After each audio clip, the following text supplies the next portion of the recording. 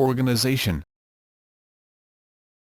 An organization is a social entity, such as an institution or an association, that has a collective goal and is linked to an external environment.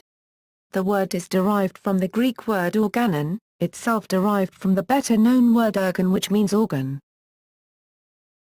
Types of organization.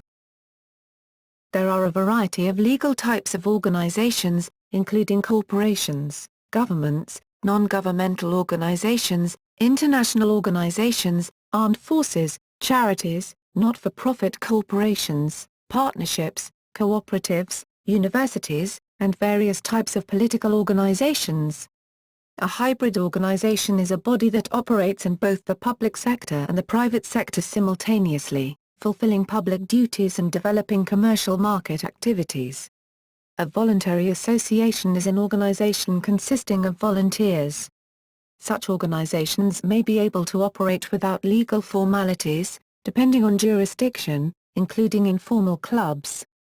Organizations may also operate in secret and/or illegally in the case of secret societies, criminal organizations and resistance movements.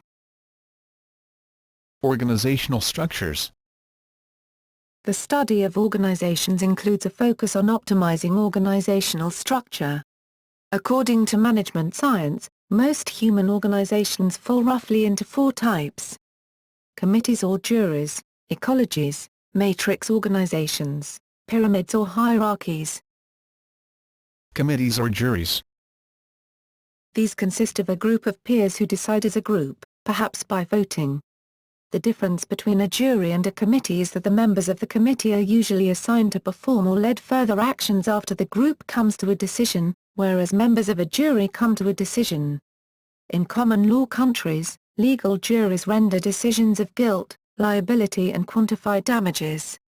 Juries are also used in athletic contests, book awards and similar activities. Sometimes a selection committee functions like a jury.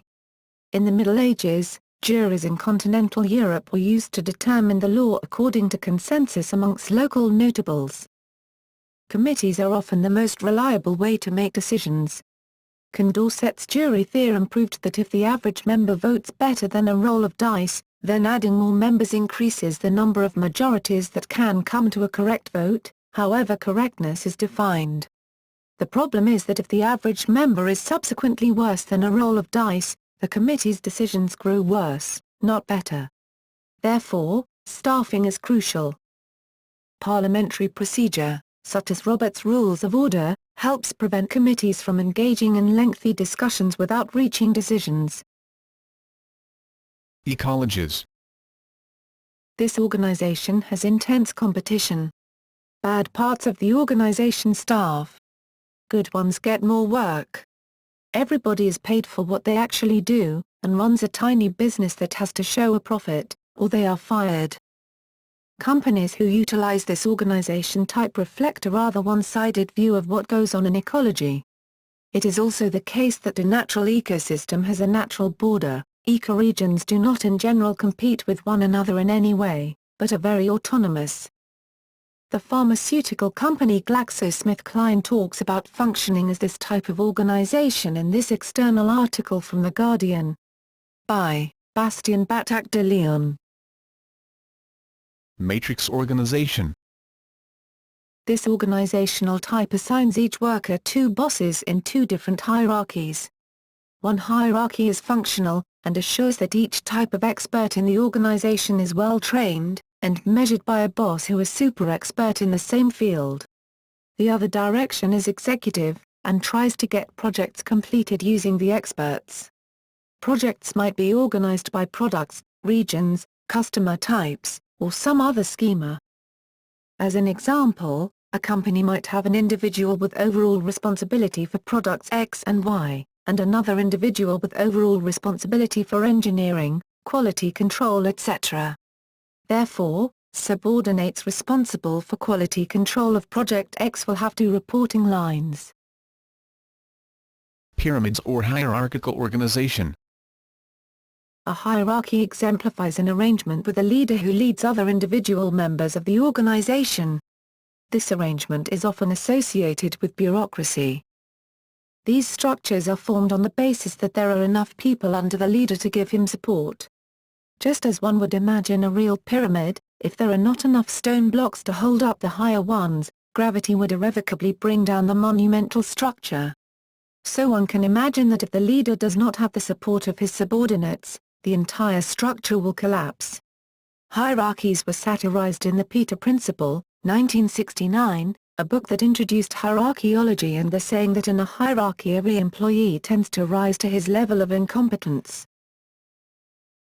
Organization theories. In the social sciences, organizations are the object of analysis for a number of disciplines, such as sociology, economics, political science, psychology, management, and organizational communication. The broader analysis of organizations is commonly referred to as organizational structure, organizational studies, organizational behavior, or organization analyses. A number of different perspectives exist, some of which are compatible. From a functional perspective, the focus is on how entities like businesses or state authorities are used. From an institutional perspective, an organization is viewed as a purposeful structure within a social context. From a process-related perspective, an organization is viewed as an entity as being reorganized, and the focus is on the organization as a set of tasks or actions. Sociology can be defined as the science of the institutions of modernity. Specific institutions serve a function, akin to the individual organs of a coherent body.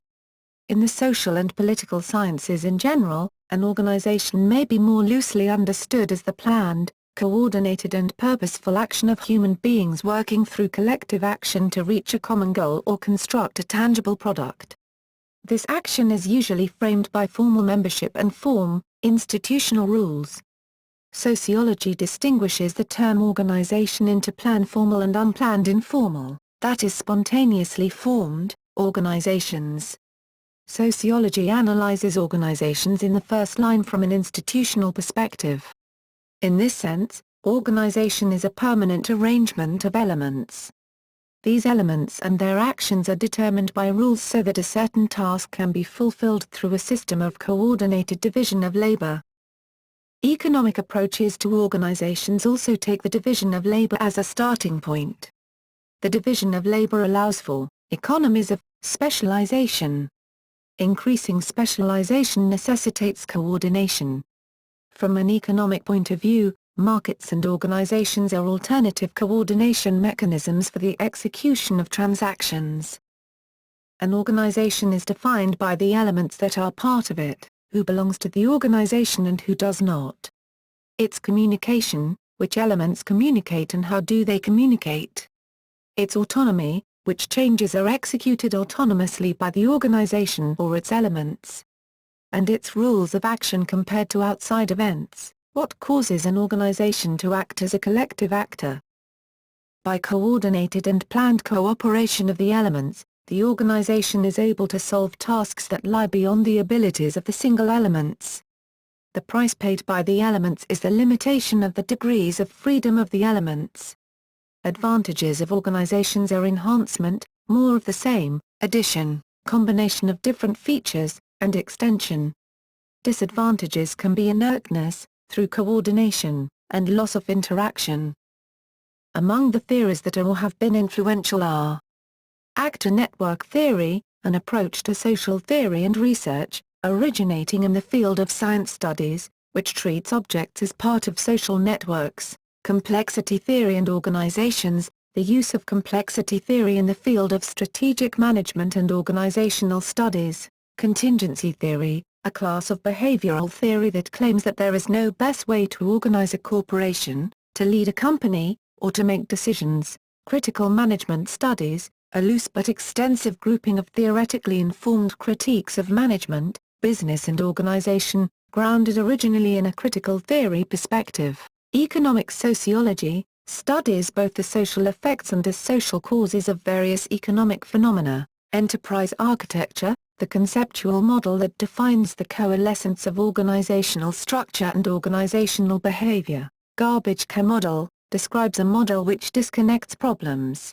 solutions and decision makers from each other. Principal-agent problem, concerns the difficulties in motivating one party, the agent, to act in the best interests of another, the principal rather than in his or her own interests. Scientific management, mainly following Frederick W. Taylor, a theory of management that analyzes and synthesizes workflows. Social entrepreneurship, the process of pursuing innovative solutions to social problems. Transaction cost theory, the idea that people begin to organize their production in firms when the transaction cost of coordinating production through the market exchange, given imperfect information, is greater than within the firm. Weber's ideal of bureaucracy, refer to Max Weber's chapter on bureaucracy in his book Economy and Society. Leadership in organizations. A leader in a formal, hierarchical organization, who is appointed to a managerial position, has the right to command and enforce obedience by virtue of the authority of his position. However, he must possess adequate personal attributes to match his authority, because authority is only potentially available to him.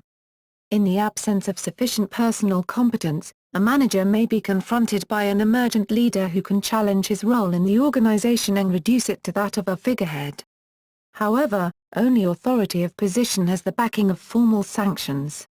It follows that whoever wields personal influence and power can legitimize this only by gaining a formal position in the hierarchy, with commensurate authority.